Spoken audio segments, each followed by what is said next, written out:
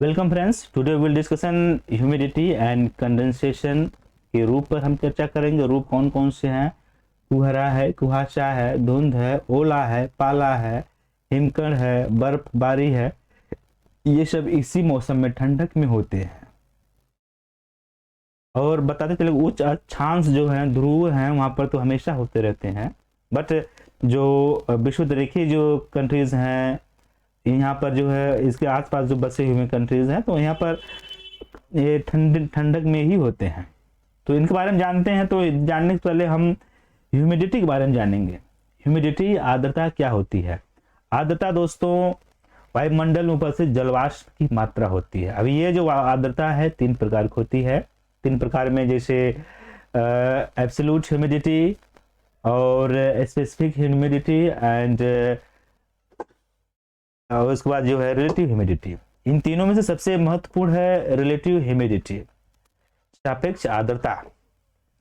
सापेक्ष आर्द्रता वायुमंडल में उपस्थित जलवाष्प की मात्रा, अब जलवाष्प की मात्रा को वायुमंडल में उपस्थित जो जलवाष्प ग्रहण करने की क्षमता के अनुपात को हम कहते हैं सापेक्ष आर्द्रता।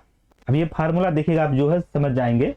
ये देख रहे हैं ना कि सापेक्ष आर्द्रता जो है जलवाष्प मात्रा अपान जलवाष्प ग्रहण करने की क्षमता। तो ये होता है। उसके बाद जो है इसका सहयोग में एक संघनन होता है। संघनन वायुमंडल उपस्थित जो जलवाष्प मात्रा है किसी कण पर जो है जब जिस कंडीशन में डिपोजिट होने लगती है उसे हम कहते हैं संघनन स्टार्ट हो रहा है। और जिस टेम्परेचर पे होता है उसे हम कहते हैं ड्यू पॉइंट और शांक बिंदु कहते हैं। तो आइए इसको हम समझते हैं एक अच्छे से तरीके से। ठीक है, अब यहाँ पर देखिए जो कैपेसिटी है जलवाष्प ग्रहण करने की क्षमता है वो हमने माना 100 है। और जो जलवाष्प की मात्रा की क्वांटिटी है वो 25 ग्राम है। और टेम्परेचर यहाँ देख रहे हैं, टेम्परेचर तापमान 40 डिग्री सेंटीग्रेड है। अगर हम इसका निकालते हैं सापेक्ष आर्द्रता, हमने बताया था आपको जो सापेक्ष आर्द्रता, तो निकालिए सापेक्ष आर्द्रता। ये 25 हो गया दोस्तों। ठीक है, यह कैपेसिटी इसको बटे करनी पड़ती है और गुणे 100। ये निकला दोस्तों 25% आया जो है जल सापेक्ष आर्द्रता। जब सापेक्ष आर्द्रता 100% आ जाए तो हम कहते हैं जिस टेम्परेचर पर आए उसे हम कहते हैं उष्मांक बिंदु। जैसे हमने माना कि यहाँ पर 10 डिग्री सेल्सियस हो गया। जैसे टेम्परेचर घटता है वैसे जलवाष्प ग्रहण करने की क्षमता भी घटती है। ये भी घटकर आगे कितना 25, मतलब उसकी कैपेसिटी कितना है कि 25 ग्राम जो है 25 ग्राम जल की मात्रा को जो है क्षमता को जो है एक तरीके से सेचुरेटेड कर सकता है। तो हमने ये 25 ग्राम भी, यह भी मात्रा भी हो गई। तो यहाँ पर अगर हम निकालेंगे दोस्तों सापेक्ष आर्द्रता, तो सापेक्ष आर्द्रता कितनी निकलेगी?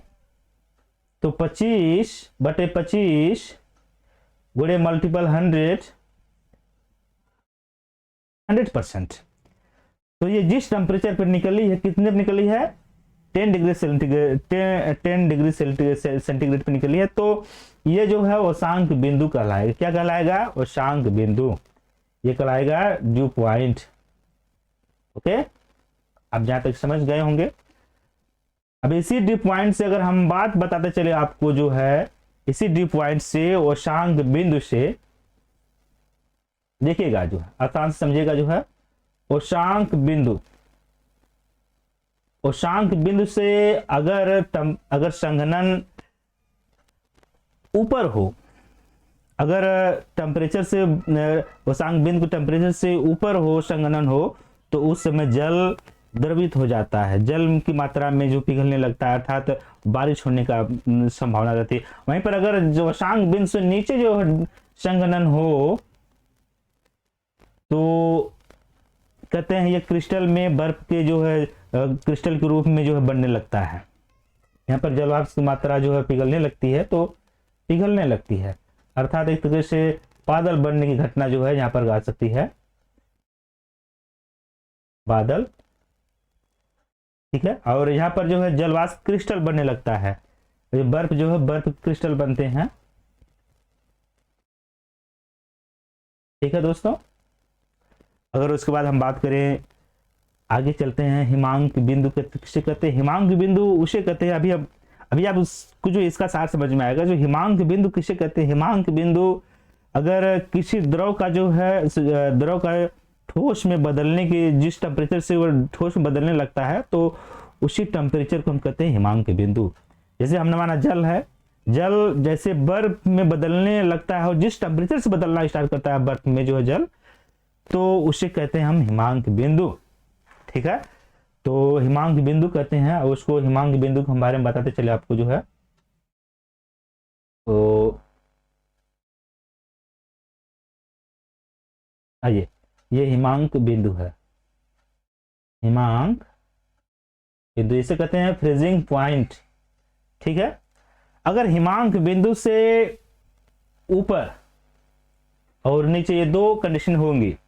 अगर ऊपर कंडेंसेशन होगा तो ऊपर जैसे कंडेंसेशन संघनन होगा हिमांक बिंदु से, तो उस समय हम बात करें कुहरा बनता है, कुहरा बनने की प्रक्रिया घटित होती है, कुहासा बनने की घटना प्रकृत होती है और धुंध बनने की घटना घटित होती है।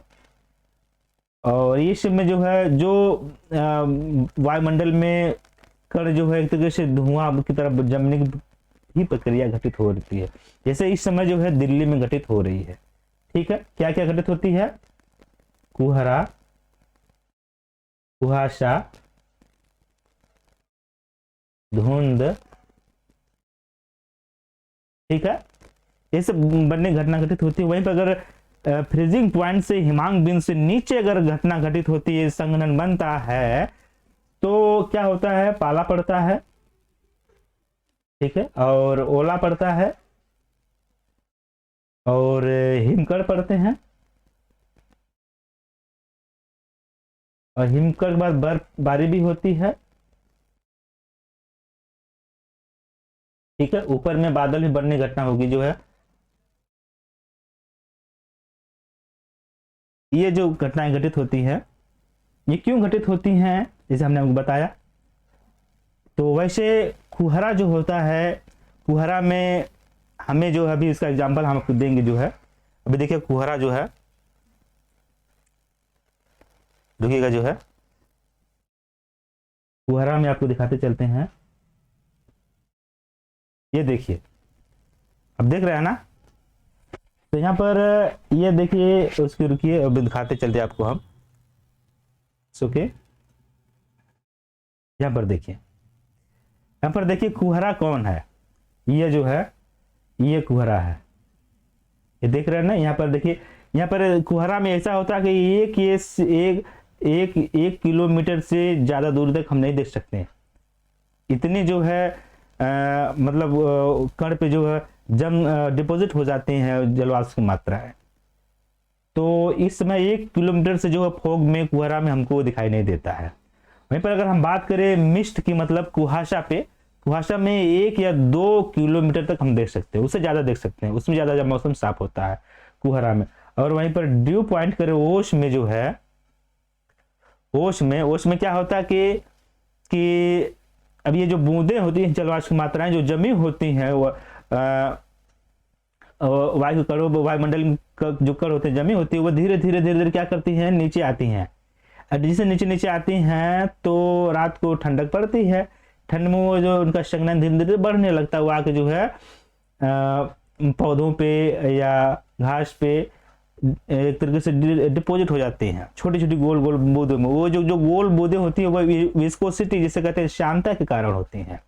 ठीक है, अब उसके बाद हम बात करें दोस्तों हेल की। देखिए हेल जो कंडीशन होती है, ओला, तो हेल की कंडीशन होती है जब संघनन फ्रीजिंग पॉइंट से नीचे होता है। ठीक है, तब जो है क्या होता है कि जल वायुमंडल उपस्थित कण पर जो है जलवाष्प की मात्रा धीरे धीरे डिपॉजिट होने लगती है और क्रिस्टल के रूप में बनने लगती है, कठोर बनने लगती है और वो टिकी रहती है। जब भारी हो जाती है, जब उसका वेट भारी हो जाता है तो वहां से नीचे गिरती है। ये कंडीशन आती है इसकी, हेल की, पाला की। वहीं पर हम बात करें स्नो की, बर्फबारी की।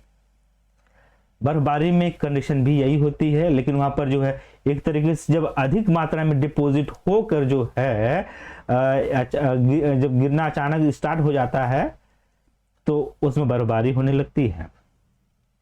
ठीक है दोस्तों, आप लोग समझ पाए होंगे जैसे ओला पाला कैसे पड़ रहे हैं। तो ये सब कंडीशनें होती हैं दोस्तों, आपको हम बताते चले और तरीके से कि सब कंडीशनें होती हैं। तापी विलोमता, देखिए कि तापी विलोमता मतलब होता है टेम्परेचर इन्वर्जन। टेम्परेचर इन्वर्जन क्या होता है कि दोस्तों इसमें जो जैसे दिन को जो पृथ्वी क्या करती है, उस पे लघु तरंग दैर्ध्य विकिरण इंसिडेंट होती है, आपतित होती है, पड़ती है। पड़ने पर ये एब्जॉर्ब करती है किरणें, एब्जॉर्ब जितने जो है टेम्परेचर से पृथ्वी का हीट होती है, ठीक हो दिन भर तो हीट होती है, और वही जो है जैसे सूर्यास्त होता है तो ये वही लघु तरंग दैर्ध्य विकिरण ऊपर जाती है, निकलने लगती है। तो क्या होता है कि रात में जो नीचे का टेम्परेचर जो है लो हो जाता है। लो होने की कंडीशन से नीचे का टेम्परेचर लो और ऊपर जो टेम्परेचर है वो हाई हो जाता है। तो देखिए यहाँ पर नीचे लो होता है, ऊपर हाई होता है, तो यही तापी विलोमता है कि जब बल्कि नीचे जैसे ऊपर ऊपर जाते हैं तो ऊपर का टेम्परेचर घटना चाहिए ना, तो घटना चाहिए, लेकिन घटता नहीं है। तो घटने के कारण ये बढ़ता है, तो ऊपर का और नीचे का घटता है, तो इसे हम कहते हैं तापी विलोमता। यही तापी विलोमता के कारण जो है ये कंडीशनें घटित होती हैं, जैसे ओस पड़ती है।